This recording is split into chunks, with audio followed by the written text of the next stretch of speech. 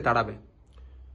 বিহারে তো জঙ্গল রাজ ছিল, সম্পূর্ণ প্রাতিষ্ঠানিক দুর্নীতি লালু প্রসাদও করে উঠতে পারেননি।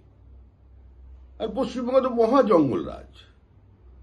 আগেই ঠিক হয়ে যায় যে কিভাবে লুটটা করব, পরে পরিকল্পনা আসে, পরে বাস্তবায়িত হয়।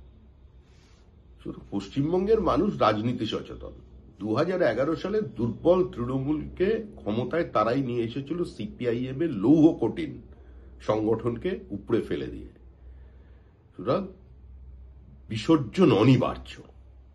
মানুষ মানে সাধারণ মানুষ যারা কোনো রাজনৈতিক দলের পতাকা বহন করেন না বা ট্র্যাডিশনাল কোনো দলের ভোটার নন, সমস্ত দলের ভোটাররাও ঠিক করেছেন যে বাংলাকে বাঁচতে হবে, বাংলাকে বাঁচাতে হবে, পশ্চিম বাংলাদেশ হতে দেওয়া যাবে না, প্রজন্মকে ধ্বংস করতে দেওয়া যাবে না।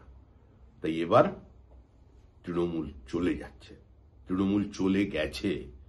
আনুষ্ঠানিক বিসর্জন 2026 মে মাসে।